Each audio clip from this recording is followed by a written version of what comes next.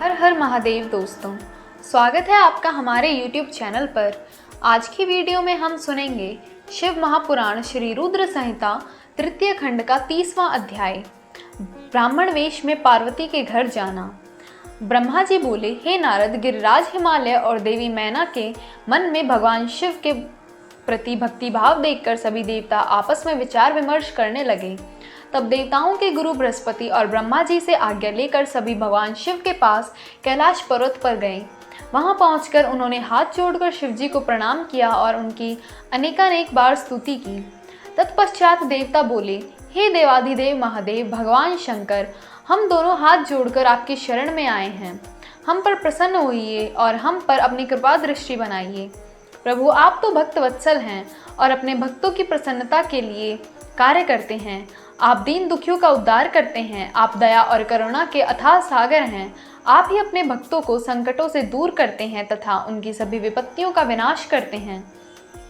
इस प्रकार महादेव जी की अनेकों बार स्तुति करने के बाद देवताओं ने भगवान शिव को गिरिराज हिमालय और उनकी पत्नी मैना की भक्ति से अवगत कराया और आदर सहित सभी बातें उन्हें बता दी। तत्पश्चात भगवान शिव ने हंसते हुए उनकी सभी प्रार्थनाओं को स्वीकार कर लिया। तब अपने कार्य को सिद्ध हुआ समझकर सभी देवता प्रसन्नता पूर्वक अपने अपने धाम लौट गए। जैसे कि सभी जानते हैं कि भगवान शिव को लीलाधारी कहा जाता है, वे माया के स्वामी हैं। पुनः वे शैलराज हिमालय के घर गए। उस समय राजा हिमालय अपनी पुत्री सहित सभा भवन में बैठे हुए थे। उन्होंने ऐसा रूप धारण किया कि वे कोई ब्राह्मण अथवा साधु संत जान पड़ते थे। उनके हाथ में दंड व छत्र था, शरीर पर दिव्य वस्त्र तथा माथे पर तिलक शोभा पा रहा था। उनके गले में शालग्राम तथा हाथ में स्फटिक की माला थी। वे मुक्त कंठ से हरि नाम जप रहे थे। उन्हें आया देखकर पर्वतों के राजा हिमालय तुरंत खड़े हो गए और उन्होंने ब्राह्मण को भक्ति भाव से साष्टांग प्रणाम किया। देवी पार्वती अपने प्राण प्रिय भगवान शिव को तुरंत पहचान गई। उन्होंने उत्तम भक्ति भाव से सिर झुकाकर उनकी स्तुति की। वे मन ही मन बहुत प्रसन्न हुई। तब ब्राह्मण रूप में पधारे भगवान शिव ने सभी को आशीर्वाद दिया। तत्पश्चात हिमालय ने उन ब्राह्मण देवता की पूजा आराधना की और उन्हें मदपुर्क आदि पूजन सामग्री भेंट की, जिसे शिवजी ने प्रसन्नता पूर्वक ग्रहण किया। तत्पश्चात पार्वती के पिता हिमालय ने उनका कुशल समाचार पूछा और बोले, हे विप्रवर, आप कौन हैं? यह प्रश्न सुनकर वे ब्राह्मण देवता बोले, हे गिरिश्रेष्ठ, मैं वैष्णव ब्राह्मण हूँ और भूतल पर भ्रमण करता रहता हूँ। मेरी गति मन के समान है, एक पल में यहाँ तो दूसरे पल में वहाँ। मैं सर्वज्ञ परोपकारी शुद्ध आत्मा हूँ। मैं ज्योतिषी हूँ और भाग्य की सभी बातें जानता हूँ। क्या हुआ, क्या होने वाला है, ये सब कुछ मैं जानता हूँ। मुझे ज्ञात हुआ है कि आप अपनी दिव्य सुलक्षणा पुत्री पार्वती को, जो कि सुंदर एवं लक्ष्मी के समान है, आश्रय विहीन कुरूप और गुणहीन महेश्वर शिव को सौंपना चाहते हैं।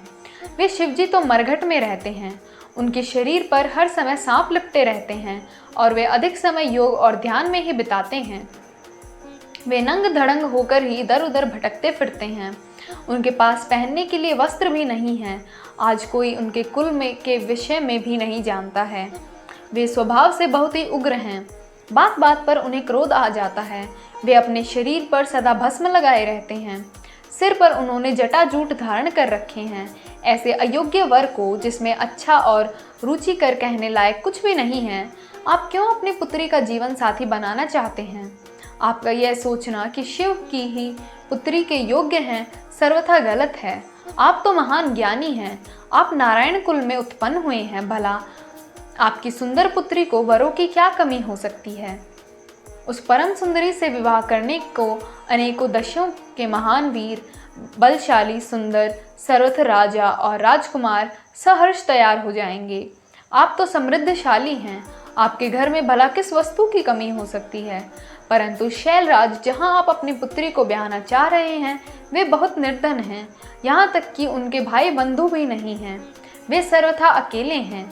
गिरिराज हिमालय, आपके पास भी समय है। अतः आप अपने भाई बंधुओं, पुत्रों एवं अपनी प्रिय पत्नी देवी मैना से इस विषय में सलाह कर लें, परंतु अपनी पुत्री पार्वती से इस विषय में कोई सलाह न लें, क्योंकि वे शिव के गुण दोषों के बारे में कुछ भी नहीं जानती है। ऐसा कहकर ब्राह्मण देवता, जो वास्तव में साक्षात भगवान शिव ही थे, हिमालय का आदर सत्कार ग्रहण करके आनंद पूर्वक वहां से अपने धाम को चले गए। ओम नमः शिवाय।